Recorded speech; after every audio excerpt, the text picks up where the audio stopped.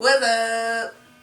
What's going on, everyone? Welcome back to another video with me, Simone. I know I haven't really been as consistent with the videos because I've been on vacation and I'm back now. Still not back in the studio, but guys, I'm going to be coming with that heat like I normally do. So go ahead and like, comment, and subscribe. Today, guys, I'm giving you the Steelers-Eagles preview. The long-awaited preview. You already know it's the Battle of Pennsylvania, but our birds are going to come off on top.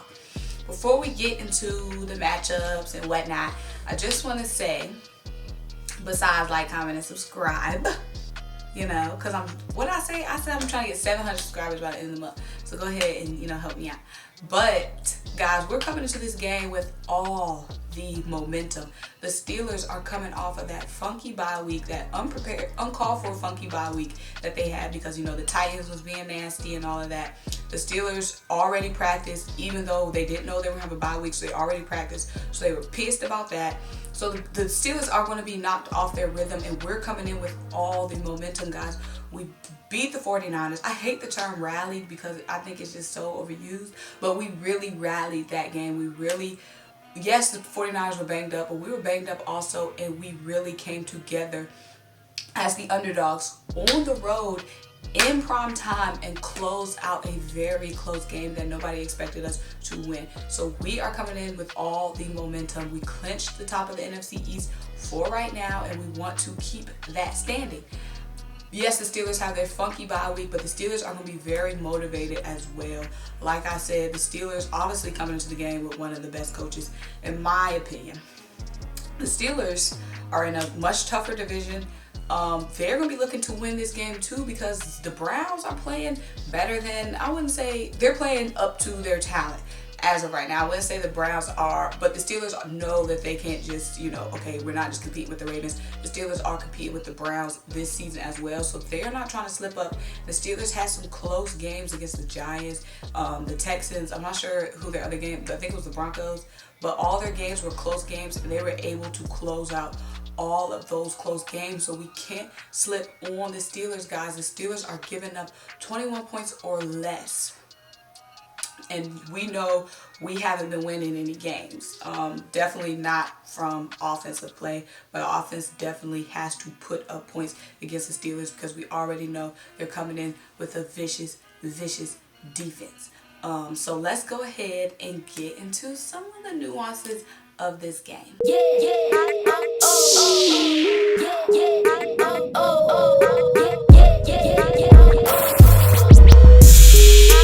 Okay, guys, so let's start with Big Ben. Obviously, guys, the Steelers are so happy to have Big Ben back on the field. The Steelers, like I said, guys, we already know the Steelers are a tough team.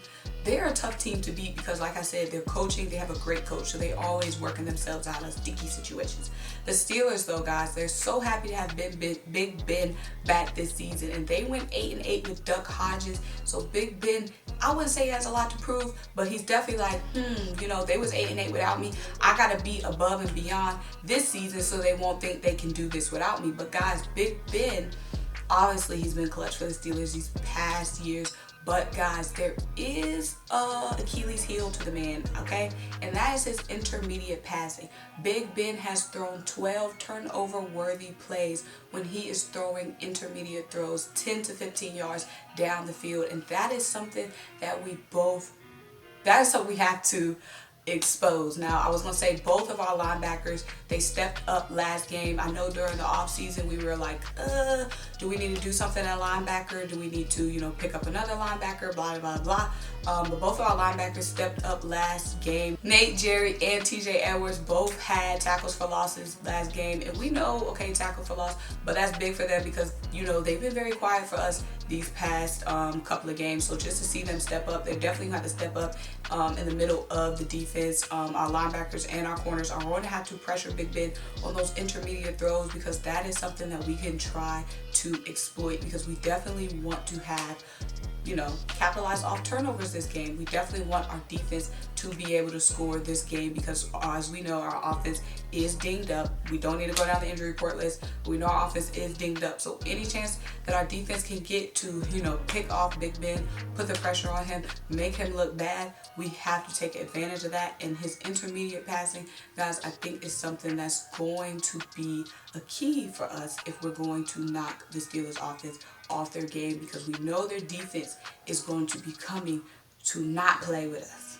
Okay, so we have to take advantage of making their offense make mistakes. Yes, the Steelers were in a close game last week, the last week that they played, but Big Ben did not turn the ball over, and that is something that we have to make him do this game. Our defense has to come away. Of course, we had that pick six against the 49ers, but we have to be able to do that against the Steelers. We have to have our defense scoring, and we got to have Big Ben throw some picks, you know what I'm saying? Okay, so the fact that he's been, like I said, he had turnover worthy plays, dangerous plays, but we have to be able to capitalize off of those plays. Now we talked about Big Ben, we have to talk about the quarterback on the other side. And guys, we already know the Steelers defense is going to be the biggest threat that they're going to be bringing on Sunday. I mean, they're loaded all around the defense, not just the defensive line, with TJ and Cameron and Bud. They got guys all over the field, including Mike Hilton, a Georgia boy.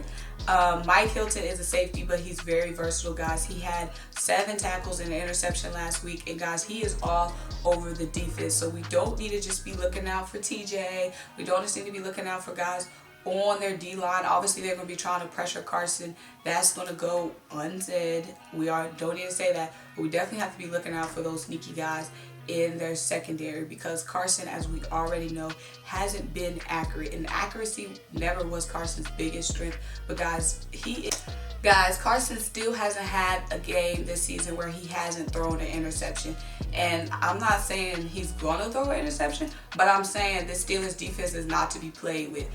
They're already going to know, put pressure on him, and he's going to mess up. He's been 18 for 28 this last game. So he still was, even though we came out the game with San Francisco 49ers with a win, it wasn't because Carson Wentz's accuracy. And guys, Carson Wentz put us in a lot of, I would say, yeah, he had a lot of plays where he had me shook, guys, where it's like, why are you holding to the ball so long? He should have been threw the ball out quicker, trying to keep the play alive while we were still in the game. We weren't even desperate at that point for a score or whatever, but Carson was just doing a lot. And like I said, that was a dinged up San Francisco defense. The Steelers defense is going to be coming into the game healthy, and they're going to be coming in the game ready to put that pressure on Carson. So Carson, one good thing I did notice about Carson Wentz last game, he didn't try to force feed Zach Ertz, which was good. We all know Zach Ertz is his most comfortable target, and he didn't do that. So I appreciate, Carson was less predictable last game, but we already know they're going to be coming after Wentz,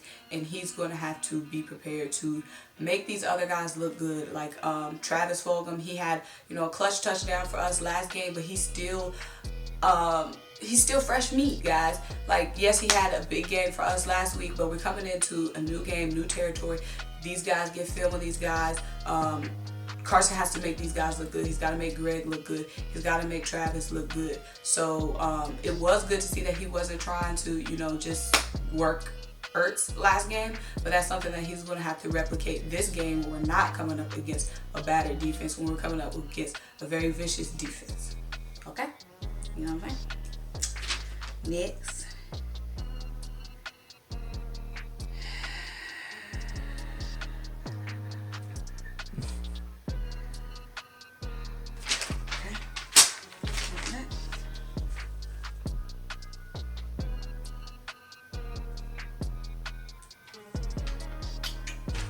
Okay.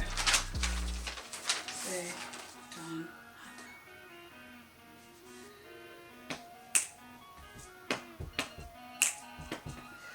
Okay, guys. This isn't really this is me trying to get y'all opinion. So John Hightower, obviously our rookie, has had to. We want him to step up, but he hasn't. I wouldn't say he hasn't really stepped up, but he's not really showing us much at the moment. Like I said, Greg Ward, we already know Travis Fulgham has stepped up for us. We haven't seen much from John Hightower, and I don't know if that's on Wentz, to try to make him look better, but he hasn't. I don't think he had a catch last game. He's only getting targeted a few times. I'm not sure what the issue is, but John Hightower and Adrian Killins, we need to see more from.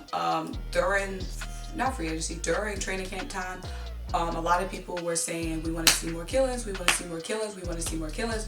We got to see him last game, and he really didn't do anything for us. So I'm not sure if we need those guys. Like I said, our offense, it has obviously definitely been slow.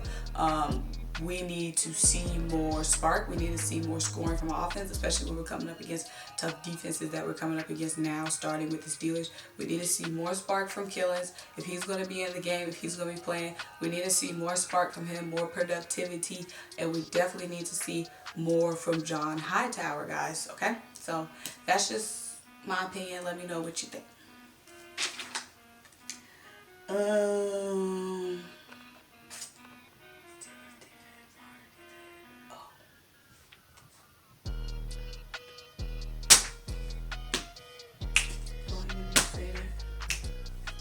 Say what?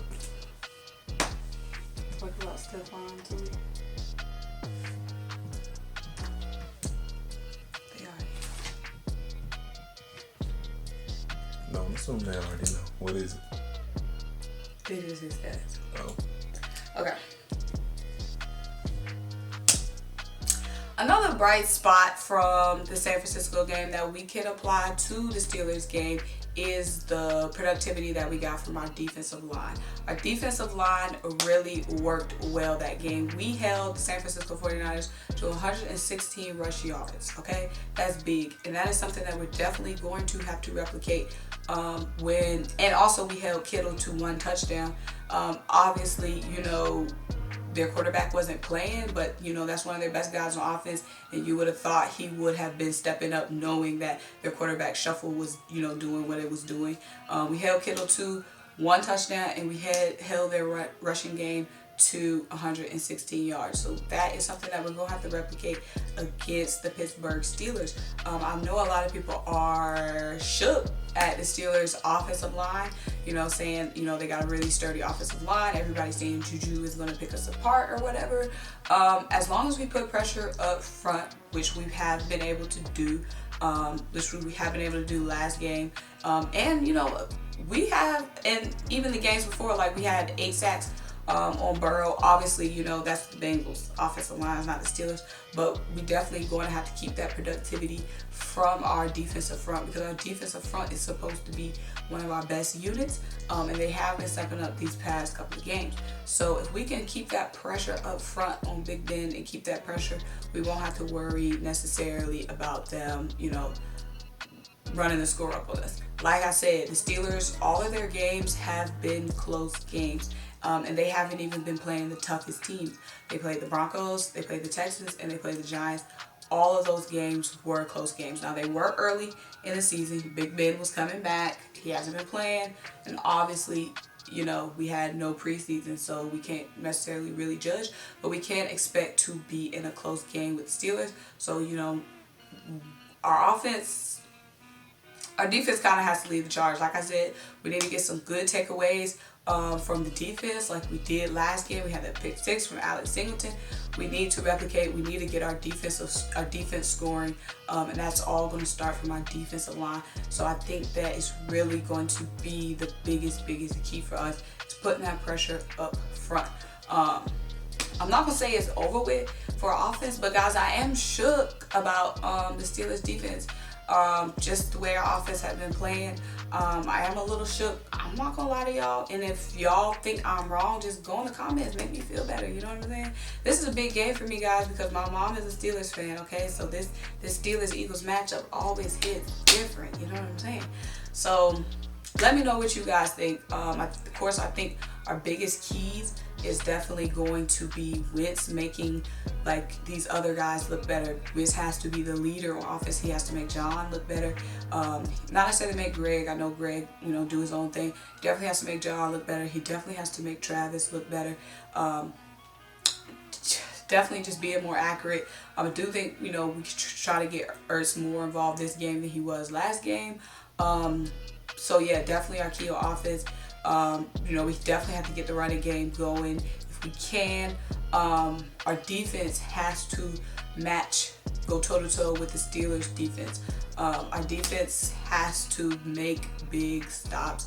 They have to help our offense. We definitely don't have to win this game with some defense. Like I said, the Steelers have been holding teams to 21 points or less. We definitely have to get some